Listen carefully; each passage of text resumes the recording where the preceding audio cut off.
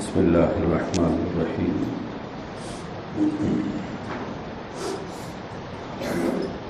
الحمد للہ وحدہ والصلاة والسلام علی من لا نبی بعدہ،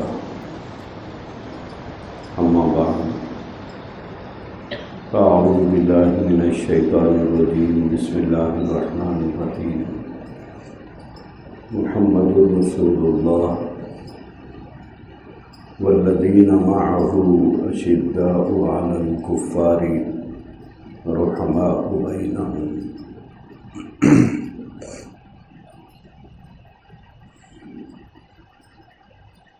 بزرگان محترم،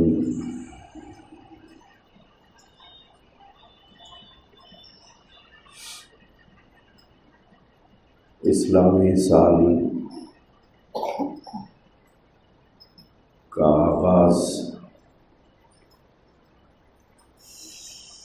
ماہ محرم الحرام سے ہوتا ہے۔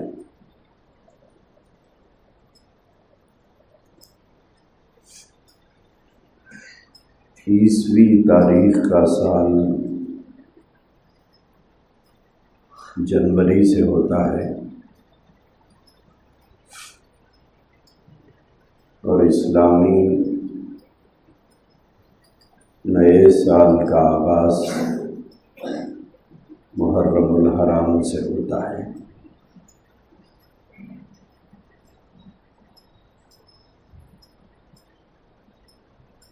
ماہ محرم الحرام کے آغاز کی پہلی جو تاریخ ہے یہ اسلامی سال کا پہلا دن بھی ہے، اور اسی تاریخ کو صدیوں پہلے ایک افسوسناک واقعہ بھی ہوا تھا۔ وہ واقعہ حضرت سیدنا عمر فاروق رضی اللہ تعالیٰ عنہ کی شہادت کا بھی ہے۔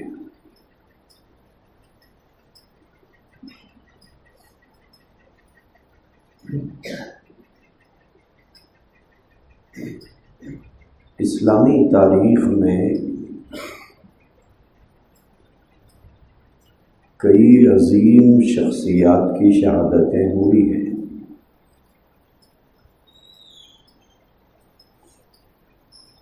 انہی میں سے ایک شہادت سیدنا عمر بن الخطاب رضی اللہ تعالیٰ عنہ کی بھی ہے، جو محرم کی پہلی تاریخ کو پیش آئی تھی۔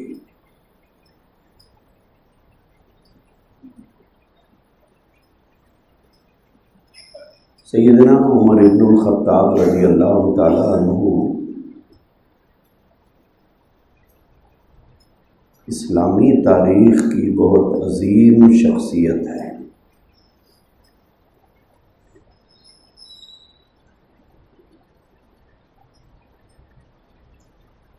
نبی پاک صلی اللہ تعالیٰ علیہ وآلہ وسلم نے ان کے ایمان کے لیے اللہ سے درخواست کی تھی اور نام لے کر درخواست کیا تھا۔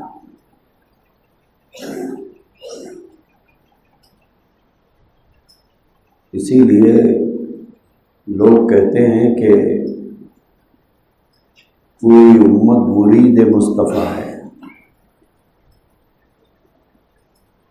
اور حضرت عمر بن الخطاب رضی اللہ تعالیٰ عنہ مراد مصطفیٰ ہے۔ پوری امت مرید ہے اور عمر بن الخطاب رضی اللہ تعالیٰ عنہ مراد ہے۔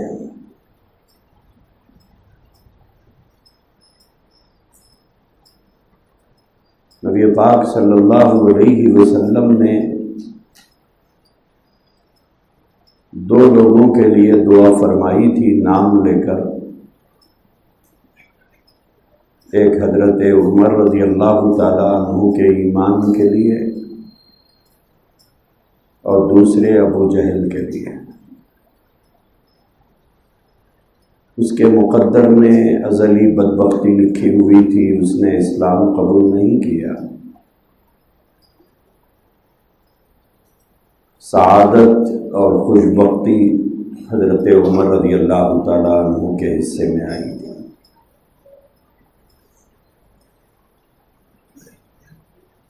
چالیسویں مسلمان ہیں حضرت عمر رضی اللہ تعالیٰ عنہ۔ آپ سے پہلے 39 لوگوں نے اسلام قبول کیا تھا،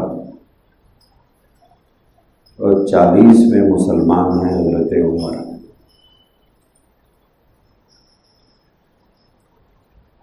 قرآن حکیم نے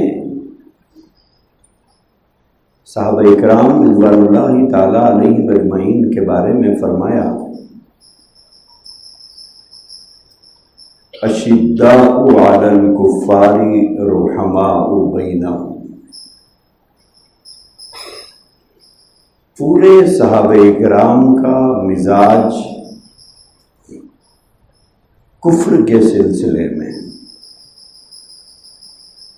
انتہائی سخت تھا۔ وہ شرک اور بت پرستی کے خلاف بہت سخت موقف رکھتے تھے۔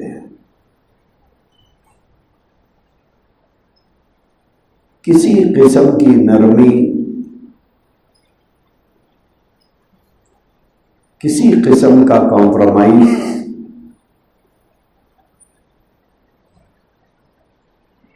صحابہ اکرام رضوان اللہ تعالی علیہ اجمعین کے اندر نہیں تھا۔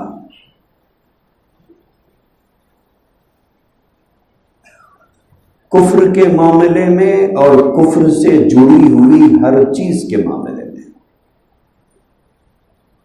شرک کے معاملے میں اور شرک سے جڑی ہوئی ہر چیز کے بارے میں ان کا اسٹینڈ انتہائی سخت ہوا کرتا تھا۔ آگے اللہ تبارک و تعالیٰ نے فرمایا رحماء بینہم۔ کفر کے معاملے میں جتنا سخت ان کا موقف تھا،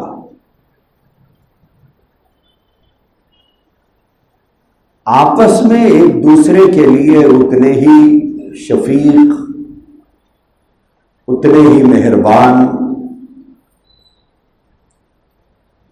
اتنا ہی ایک دوسرے کے ساتھ رحم اور کرم کا معاملہ تھا۔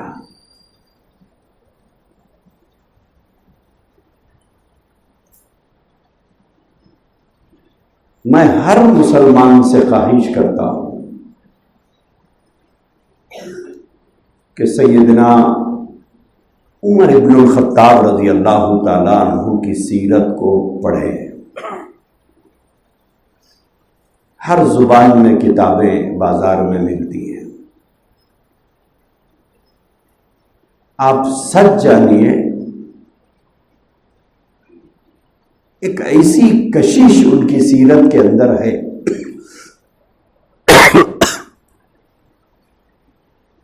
ایک طرف ان کی عظیم شخصیت اور اس شخصیت کے کارنامے، دوسری طرف ان کی سادہ زندگی۔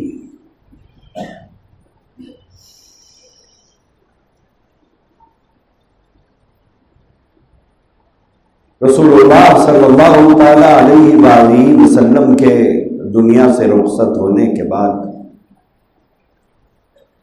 حضرت صدیق اکبر رضی اللہ تعالیٰ عنہ خلیفہ بنے، لگ بھگ 2 سال خلیفہ رہے۔ اس کے بعد حضرت ابوبکر صدیق رضی اللہ تعالیٰ عنہ کا انتقال ہوا۔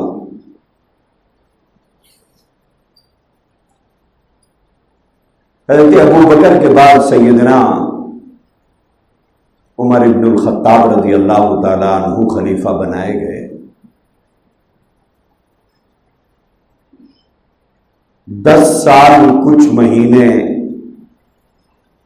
حضرت عمر فاروق رضی اللہ تعالیٰ عنہ خلیفۃ المسلمین رہے۔ اس 10 سالہ عرصے میں اسلام جس تیزی کے ساتھ پھیلا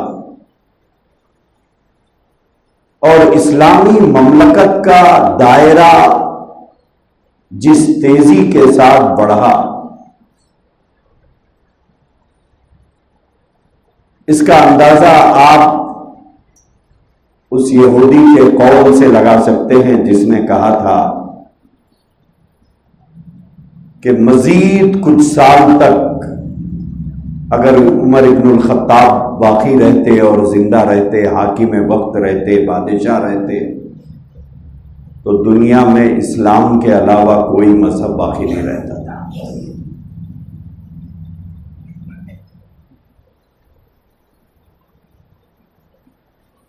22 لاکھ مربع میل پر تنہا حکومت کرتے تھے حضرت عمر ابن الخطاب رضی اللہ عنہ۔ مدینہ منورہ سے لے کر ایران، شام، سیریا، یہ جتنا گلف کا ایریا ہے، اس سے ہٹ کر دوسرے ممالک تک تنہا حاکم، تنہا حکمران ہے۔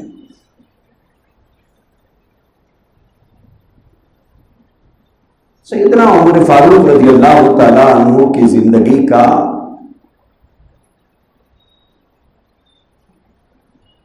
بہت روشن پہلو یہ تھا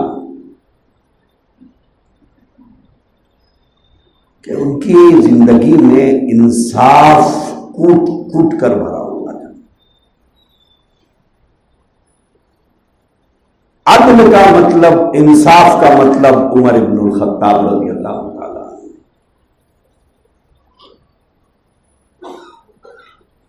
انہوں نے عدل اور انصاف کے معاملے میں نہ مذہبی رواداری کا خیال رکھا کہ بھئی یہ ہمارے مذہب کا ہے لہذا اس کے ساتھ کچھ نرمی کرو، اور اس کی لڑائی جس دوسرے آدمی کے ساتھ ہے اس کا تعلق اسلام سے نہیں ہے لہذا اس کے ساتھ سختی برتو۔ یہ حضرت عمر فاروق رضی اللہ تعالیٰ عنہ کا موقف نہیں تھا۔ اسلامی تعلیمات کے عین مطابق مظلوم کی مدد کرنے میں اور ظالم کو سزا دینے میں حضرت عمر ابن الخطاب رضی اللہ تعالیٰ عنہ نے مذہب کو درمیان میں کبھی نہیں لایا۔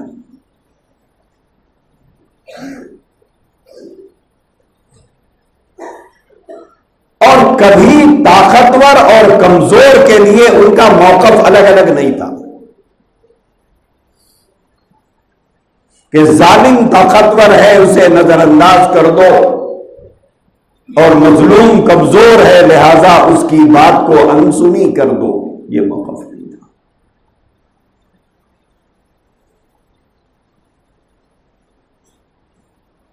اسلام کا قانون نافذ کرنے میں عمر ابن الخطاب رضی اللہ تعالی عنہ نے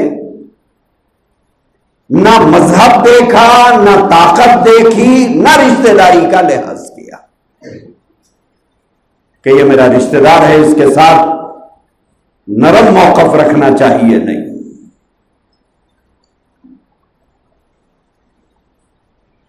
آپ پوری سیرت اور 10 سال کا دور خلافت کو آپ پڑھیں گے تو جگہ جگہ پر حضرت عمر فاروق رضی اللہ تعالی عنہ کا انصاف روز روشن کی طرح نظر آئے گا۔ ایک خوبی جس کی آج ہمارے اندر کمی ہے وہ حضرت سیرت فاروق رضی اللہ تعالی عنہ کو پڑھے تو شاید ہماری زندگی میں آئے۔ آج ہمارے پاس موقف بالکل الگ ہے۔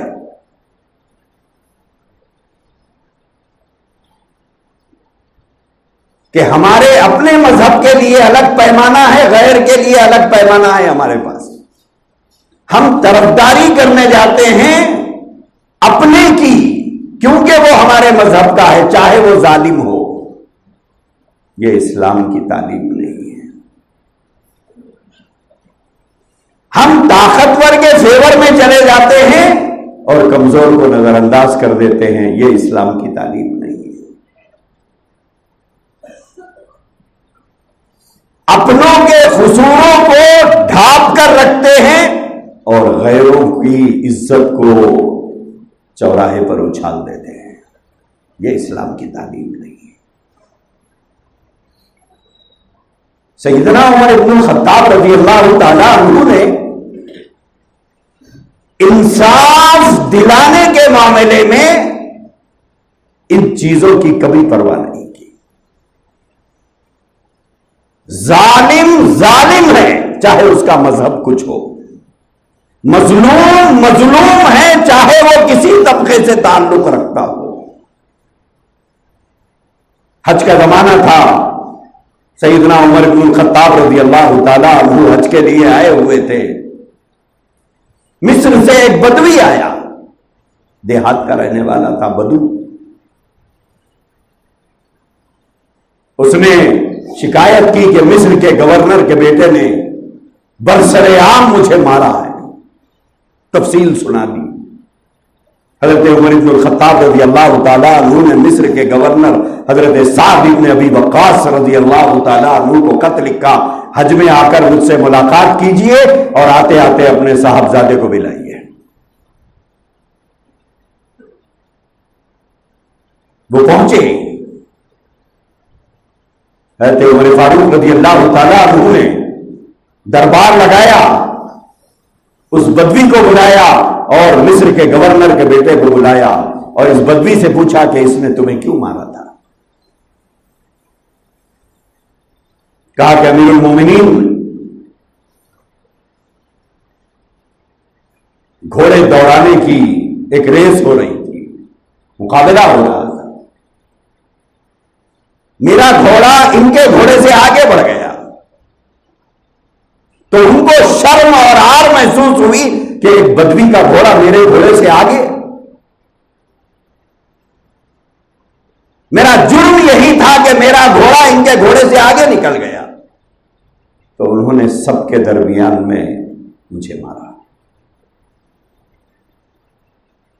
عمر بن الخطاب رضی اللہ تعالی عنہ نے حضرت سعد بن ابی وقاص رضی اللہ تعالی عنہ کو بلا کر پوچھا، آزاد ماؤں کے پیٹوں سے جنم لینے والے بچوں کو کب سے تم نے غلام بنانا شروع کیا؟ کب سے غلام بنا رہے ہو تم لوگ؟ اس کے بعد تمام لوگوں کے سامنے حضرت عمر نے اس بدوی سے فرمایا کہ تو اس سے انتقام لے، بدلہ لے. یہ تھی وہ خوبی، عدل اور انصاف. آج ہمارے اندر وہ ایمانی جرأت نہیں ہے. آج ہم حق بول نہیں پاتے. ہمارے لیے اپنے بچوں کے لیے الگ پیمانہ ہے، دوسروں کے لیے الگ پیمانہ ہے. اپنے رشتہ داروں کے لیے ہماری زبان نرم ہوتی ہے، غیروں کے لیے تیز اور ترار ہوتی ہے. اپنے بچے کے قصور کو قصور نہیں سمجھتے اور غیروں کے قصور کو ہم چوراہوں پر اچھال دیتے ہیں. یہ اسلام کی تعلیم نہیں تھی. جمعہ میں اتنا وقت نہیں ہوتا کہ حضرت عمر فاروق رضی اللہ تعالیٰ عنہ کی زندگی کی سیرت کو کھول کھول کر بیان کریں.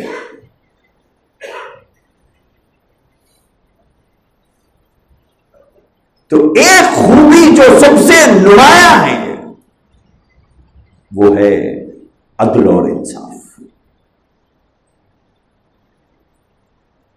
اسی کو اللہ نے قرآن میں بھی تو فرمایا. ہر جمعہ یہ آیت تمام دنیا کے مساجد کے خطبے میں پڑھی جاتی ہے، ان اللہ یأمر بالعدل والاحسان. اللہ تمہیں عدل کا حکم دیتا ہے، انصاف کا حکم دیتا ہے۔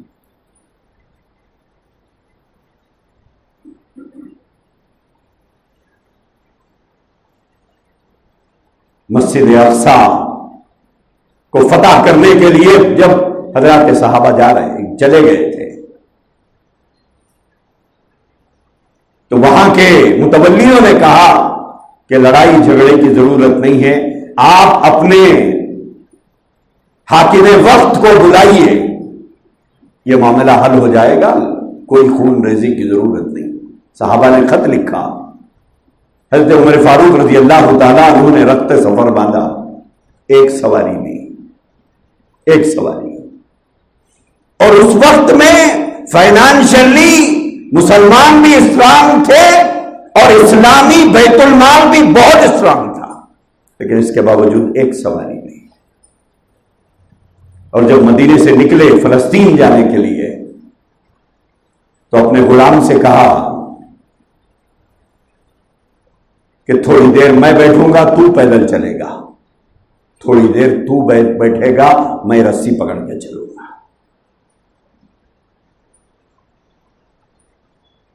دونوں مل کے نکلے، وقفے وقفے سے کبھی یہ سوار کبھی وہ سوار، جب فلسطین کے قریب پہنچ گئے، صحابہ استقبال کے لیے آئے، اب وہاں سے پھر آگے چلنا ہے، تو حضرت عمر فاروق رضی اللہ تعالیٰ عنہ کی باری ختم ہو گئی تھی، اب باری تھی غلام کی، اب فاتح کی حیثیت سے داخل ہو رہے ہیں، مسجد اقصی کی چابیاں ہاتھ میں آنے والی ہیں، پورا شہر منتظر ہے، انتظار میں ہے مسلمانوں کے خلیفہ کو دیکھنے کے لیے۔ حضرت عمر فاروق رضی اللہ تعالیٰ عنہ کے بدن پر پیبند لگے ہوئے کپڑے ہیں، حضرت ابو عبیدہ ابن الجراح رضی اللہ تعالیٰ عنہ نے فرمایا کہ امیر المومنین یہ جبہ اتاریے، اس میں پیبند لگے ہوئے ہیں، جس میں ایک چمڑے کا پیبند بھی لگا ہوا تھا۔ کہا کہ میرے پاس ایک صاف ستھرا جبہ ہے، اسے پہن لیجیے۔ حضرت عمر نہیں مانے۔ حضرت ابو عبیدہ ابن الجراح رضی اللہ تعالیٰ عنہ بہت بڑے صحابی ہیں، بہت بڑے صحابی ہیں، جن کو اللہ کے نبی نے جن کے بارے میں فرمایا ہر امت میں ایک امانت دار ہوتا ہے، میرا امت کا امین ابو عبیدہ ابن الجراح ہے۔ مصر کے گورنر تھے ابو عبیدہ ابن الجراح رضی اللہ تعالیٰ عنہ، ملک شام کے گورنر تھے، ملک شام کے گورنر تھے، ایک جھوپڑی میں رہتے تھے اور ایک پیالہ ان کے پاس تھا اور ایک ٹاٹ نیچے بچھا ہوا تھا، پوری زندگی اسی حال میں انہوں نے گزاری۔ حضرت عمر فاروق رضی اللہ تعالیٰ عنہ بہت عزت بھی کرتے تھے ابو عبیدہ ابن الجراح کی اور بہت محبت بھی کرتے تھے، تو انہوں نے اصرار کیا کہ نہیں آپ پہنیے۔ ان کے اصرار پر اور دل میں جو محبت تھی اس بنا پر اپنا جبہ اتار کر وہ جبہ پہن لیا، لیکن کچھ لمحے گزرنے کے بعد جبہ اتار دیا، کہا کہ ابو عبیدہ یہ لے لو، مجھ سے نہیں ہوتا۔ پھر وہی پیبند لگا ہوا جبہ پہن لیے۔ اب آگے سفر ہے، باری غلام کی ہے۔ غلام سے کہا کہ چلو چلو سوار ہو جاؤ سواری پر۔ سب لوگوں کی آنکھیں پھٹی کی پھٹی رہ گئی۔ کہا امیر المومنین آپ پیدل چلیں گے؟ کہا ہاں پیدل چلوں گا، پیدل چلوں گا۔ بولے نہیں آپ سوار ہو کے جائیے۔ بولے نہیں، معاہدہ وہاں پر وہ ہوا تھا، کچھ دیر یہ سوار ہوگا، کچھ دیر میں سوار ہوں گا، یہ معاہدہ تھا۔ اس معاہدے کے تحت باری اب اس کی ہے۔ ٹھیک ہے، یہ نہ صحیح کوئی اور سواری۔ بولے نہیں، یہ سوار ہوگا اور میں رسی پکڑ کر نکیل پکڑ کر چلتا رہوں گا۔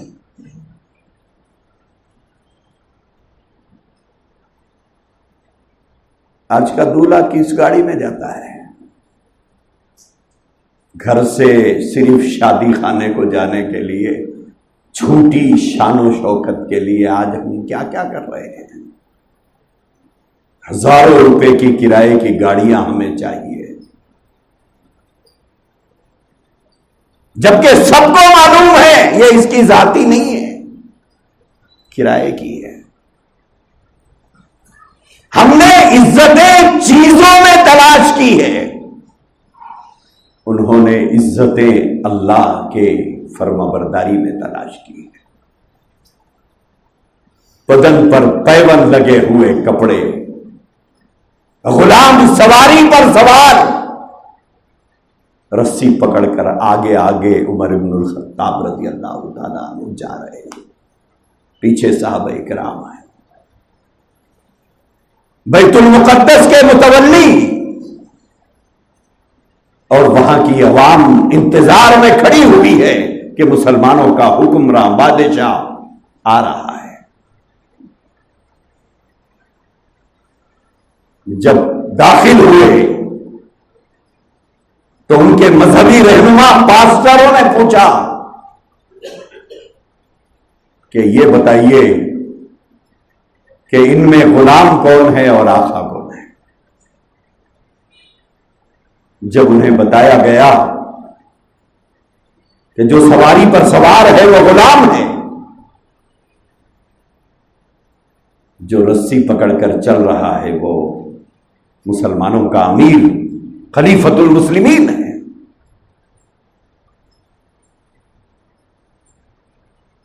انہوں نے بیت المقدس کی چابیاں حوالے کر دی۔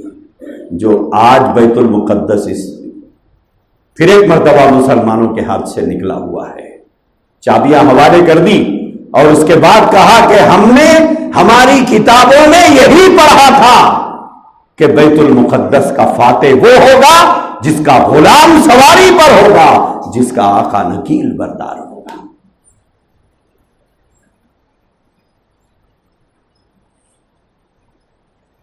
عدل اور انصاف اور سادہ زندگی گزارنے میں اسلامی تاریخ میں نمایاں نام ہے حضرت عمر بن الخطاب رضی اللہ تعالیٰ عنہ کا۔ مصر سے وہاں کا ایک حکومت کا نمائندہ آیا تھا مدینہ منورہ، آ کر اس نے پوچھا کہ آپ کے امیر، آپ کے بادشاہ کہاں رہتے ہیں، ان کا محل کہاں ہے؟ صحابہ کرام نے مسکرا کے کہا کہ محل، کہا کہ عمر ابن الخطاب اس وقت مسجد نبوی میں ہوں گے، جا کے دیکھ لو۔ وہ مسجد نبوی میں گیا، دیکھا کوئی پروٹوکول نہیں، کچھ نہیں، ایک کونے میں 3 آدمی بیٹھ کر روٹی کھا رہے ہیں۔ تو وہ باہر آ گیا، بولے یہاں تو عمر نہیں ہے۔ جب باہر آیا تو اس صاحب سے کہا کہ وہاں تو 3 غلام بیٹھے ہوئے ہیں، وہ روٹی کھا رہے ہیں، وہ بھی ایک روٹی ہے توڑ توڑ کے تینوں کھا رہے ہیں۔ میں تم سے عمر بن الخطاب کا پتہ پوچھتا ہوں۔ انہوں نے کہا کہ وہ 3 میں ایک عمر بن الخطاب ہے، باقی 2 غلام ہیں۔ 2 تو غلام ہیں، تیسرے عمر بن الخطاب ہے جو غلاموں کے ساتھ بیٹھ کر ایک ہی روٹی میں توڑ توڑ کے کھا رہے ہیں۔ عمر بن الخطاب رضی اللہ تعالیٰ عنہ کی زندگی کا دوسرا نمایاں پہلو، 22 لاکھ مربع میل پر کا حاکم انتہائی سادہ زندگی گزارتے تھے، سادہ زندگی۔ مورخین نے لکھا ہے کہ اپنے دسترخوان پر کبھی 2 سالن حضرت عمر نے نہیں رکھے۔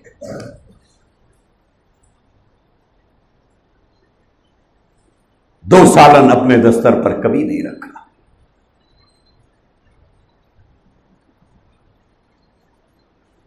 ایک مرتبہ اپنے گھر سے نکل رہے تھے، جوتا جگہ جگہ سے پھٹا ہوا تھا۔ بیوی سے کہا کہ جوتا سی دیا تم نے میرا؟ تو بیوی نے کہا کہ جتنی مرتبہ سینا تھا اتنی مرتبہ سی دی، اب سینے کی کوئی گنجائش باقی نہیں رہی، اب کوئی گنجائش نہیں۔ بولے اب وہ جوتے میں اتنا دم نہیں ہے کہ سینے سے وہ چلنے کے قابل رہ سکتا ہو۔ حضرت عمر فاروق رضی اللہ تعالیٰ عنہ فرمایا کرتے تھے کہ ہمیں عزت اسلام سے ملی ہے، اعزنا اللہ بالاسلام، کہ ہماری عزت اسلام کی وجہ سے ہے، ہماری عزت سامان کی وجہ سے نہیں ہے۔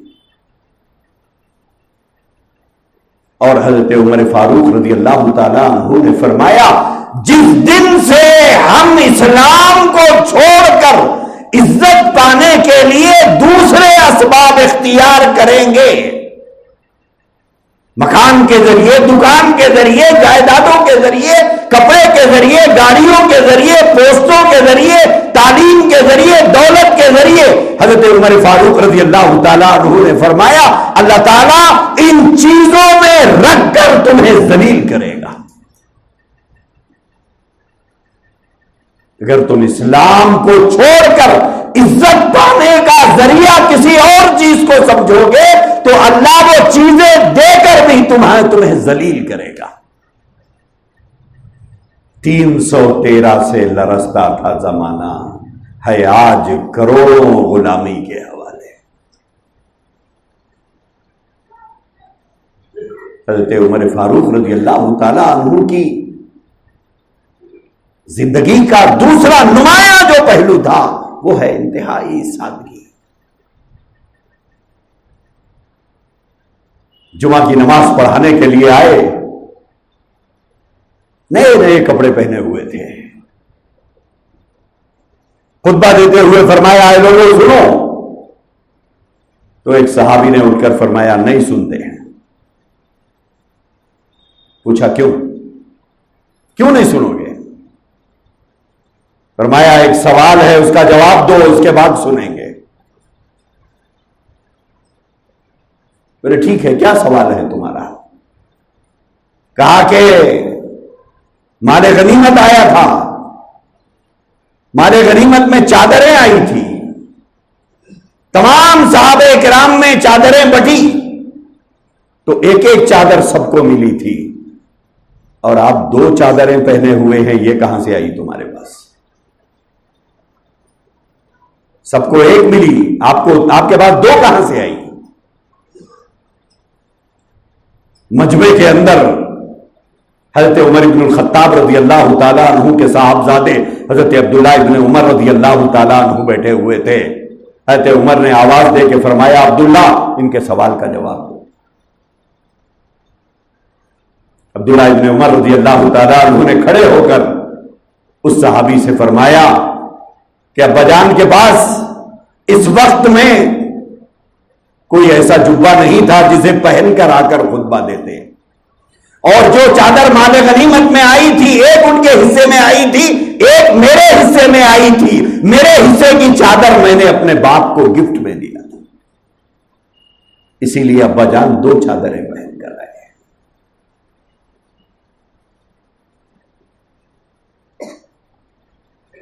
تو یہ زندگی حضرت عمر ابن الخطاب رضی اللہ تعالیٰ عنہ نے گزاری ہے، انتہائی سادہ زندگی۔ کبھی کسی درخت کے نیچے ایک اینٹ کا ٹکڑا رکھ کر لیٹ جاتے تھے، رات کے وقت میں مدینہ طیبہ کی گلیوں میں گھوم گھوم کر لوگوں کے حالات معلوم کرتے تھے۔ آج ہماری بے حسی کا حال یہ ہے، بیوہ بہن کا حال معلوم کرنے تیار نہیں، یتیم بھتیجوں کی خبر لینے ہم تیار نہیں، اپنے خاندان کے غریبوں کا حال دریافت کرنے ہم تیار نہیں۔ رات کو گشت کر رہے ہیں، ایک خیمہ جو کل نہیں تھا آج لگا ہوا تھا، حضرت عمر رضی اللہ عنہ کی نظر پڑی کہ یہ خیمہ کل نہیں تھا آج ہے۔ خیمے کے قریب پہنچے، دیکھا باہر ایک آدمی روتا بیٹھا ہوا ہے. پوچھا کیا بات ہے؟ اندر سے ایک عورت کے رونے کی آواز آ رہی ہے. کیا وجہ ہے؟ کہا کہ ڈیلیوری کا وقت ہے, میں مسافر ہوں, ساتھ میں کوئی نہیں ہے, کیا کروں؟ حضرت عمر فاروق رضی اللہ تعالیٰ عنہ نے تیزی سے اپنی سواری کا رخ اپنے گھر کی طرف کیا اور اپنی اہلیہ سے آ کر کہا کہ ایک مسافر ہے, چلو اس کی خدمت کرنے کا وقت ہے, تم تیار ہو؟ وہ تیار ہو گئی, اپنی اہلیہ کو لے کر اس خیمے پر پہنچے. وہ اندر داخل ہوئی, تھوڑی دیر کے بعد ڈیلیوری ہوئی. اندر سے اہلیہ محترمہ نے آواز لگائی کہ امیر المومنین, اپنے دوست کو خوشخبری دے دیجئے. جیسے ہی اس نے یہ لفظ سنا امیر المومنین,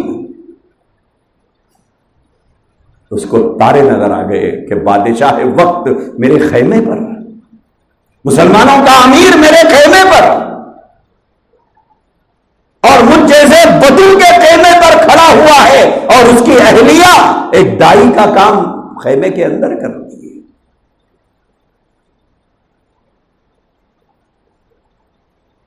کہاں گئی وہ ہمدردیاں, کہاں گئی وہ رحم دلی, کہاں ہے وہ اللہ کو راضی کرنے کے لیے ایک ایک کام کرتے تھے اپنی حیثیتوں کو مٹا کر.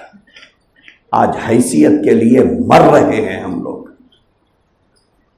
میری یہ حیثیت, میری وہ حیثیت, میں وہ ہوں, میری یہ عزت ہونا چاہیے, میں فلانا ہوں, میری ایسی عزت ہونا چاہیے. مالدار مال کی وجہ سے عزت ڈھونڈ رہا ہے, پڑھا لکھا تعلیم کی وجہ سے عزت ڈھونڈ رہا ہے, بزنس مین دولت کی وجہ سے عزت ڈھونڈ رہا ہے, زمیندار زمین کی وجہ سے عزت کی بھیک مانگ رہا ہے. سیدنا عمر ابن الخطاب رضی اللہ تعالیٰ عنہ جب خلیفہ بنے, 2-4 دن کے بعد مدینے کی کچھ بچیاں آئی, چھوٹی چھوٹی بچیاں آ کر انہوں نے حضرت عمر رضی اللہ تعالیٰ عنہ سے کہا کہ اچھا آپ خلیفہ بنائے گئے؟ بولے ہاں میں خلیفہ بنایا گیا ہوں, میں خلیفہ بنایا گیا ہوں. تو اچھا تو چلیے پھر ہمارے گھر. پوچھا بیٹا کیوں؟ تو حضرت عمر فاروق رضی اللہ تعالیٰ عنہ سے ان بچیوں نے کہا کہ ہمارے ابا میدان جنگ میں شہید ہو گئے ہیں.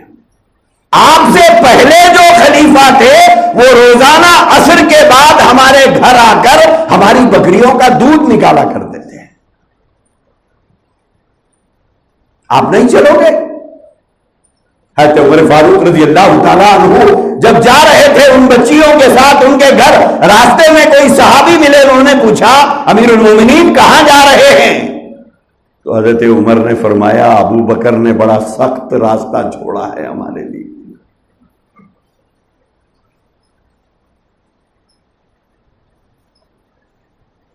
یہ زندگی, اس طرح کی زندگی گزاری. 22 لاکھ مربع میل کا حاکم,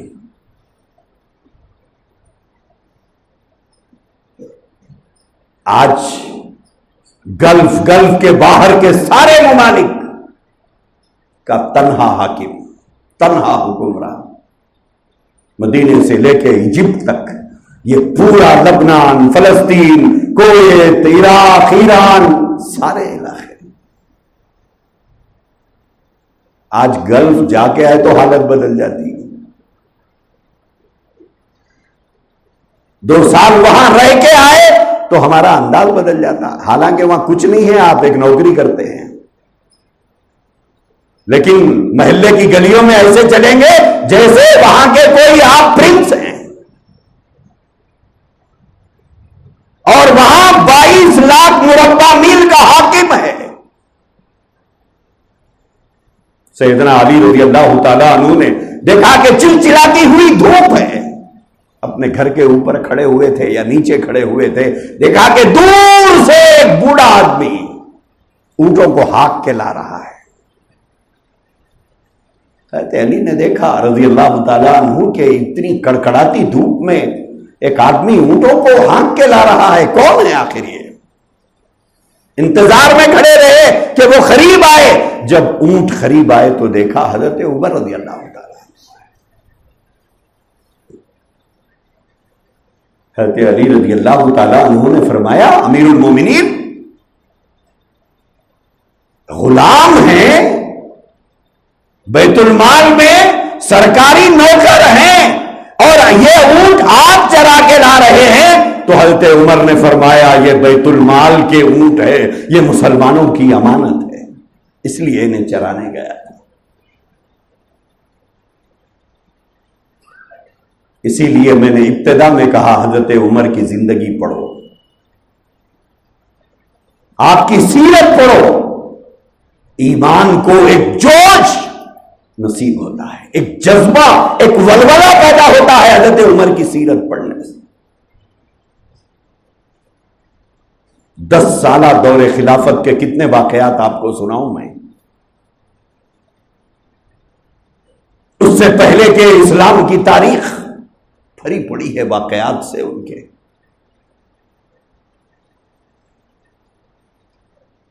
اسی لیے اللہ کے نبی نے فرمایا میرے آسمان میں 2 وزیر، زمین پہ 2 وزیر. زمین کے 2 وزیر کے بارے میں فرمایا ایک ابو بکر ایک عمر، میرے وزیر ہیں. ساری زندگی اللہ اور اللہ کی محبت میں گزاری. دعا کرتے تھے حضرت عمر فاروق رضی اللہ تعالی عنہ کہ اللہ مجھے شہادت نصیب فرمائیے، وجعل قبری فی بلد رسولک. ایک تو دعا مانگتے تھے کہ شہادت عطا فرمائیے، دوسری دعا کرتے تھے کہ میری تدفین مدینے میں ہونا چاہیے، میری خبر مدینے میں ہو. ایک طرف شہادت، ایک طرف قبر مدینے میں. اللہ تعالیٰ نے دونوں دعائیں قبول فرمائی ہیں. فجر کی نماز پڑھانے کے لیے مصلی پر کھڑے ہوئے تھے، دشمن نے حملہ کیا، اس کے نتیجے میں شہادت ہوئی نماز میں. اس کے بعد دوسری دعا، وہ تو مدینہ منورہ میں اپنی قبر کی آرزو کر رہے تھے، لیکن اللہ تبارک و تعالیٰ نے گنبد خضرا کے نیچے حضور علیہ الصلاۃ والسلام کے پڑوس میں آپ کے لیے جگہ متعین فرمائی. گنبد خضرا کے نیچے 3 قبریں ہیں، ایک اللہ کے نبی، ایک حضرت ابو بکر، ایک حضرت عمر فاروق رضی اللہ تعالیٰ. اسلامی دنیا کا یہ عظیم شخص یکم محرم الحرام کو شہادت پایا ہے.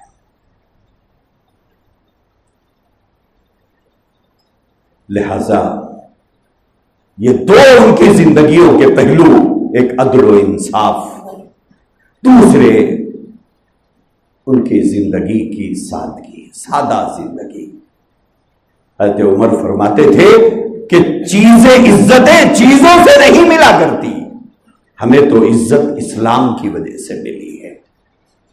کبھی لوگوں کو بتاتے یہی وہ پہاڑ تھے مکے کے کہ جہاں میں اونٹ چرایا کرتا تھا. میرا باپ کہتا تھا کہ اونٹ کو ایک لائن میں کھڑا کرو. آج کل تو انسانوں کو ایک لائن میں نہیں کھڑا کر سکتے، لیکن ان کا باپ خطاب کہتا تھا کہ ایک لائن میں اونٹ کھڑا کرو. بہرحال وہ جانور تھے، آگے پیچھے ہوتے تو حضرت عمر فرمایا کرتے تھے میرا باپ مجھے پیٹتا تھا کہ بھلے تو اونٹوں کو ایک لائن میں نہیں کھڑا کر سکتا. پھر فرماتے اسلام نے اتنی عزت مجھے دی کہ آج اسلام ہی کی وجہ سے اللہ نے مجھے اتنا بڑی حکومت کا حکمراں بنایا، ورنہ میں تو اونٹوں کو صحیح چرایا بھی نہیں کرتا تھا، جس کی وجہ سے میرا باپ مجھے مارتا تھا. تو حضرت عمر رضی اللہ تعالی عنہ نے عزت کو جوڑا ہے اسلام سے کہ اسلام میں عزت ہے، چیزوں میں عزت نہیں ہے۔ تو یہ دو پہلو جو میں نے آپ کے سامنے بیان فرمائے، اللہ تعالی ہم کو ان خوبیوں سے متصف فرمائے اور یہ خوبیاں ہمارے اندر بھی پیدا ہو۔ وآخر دعوانا ان الحمد للہ۔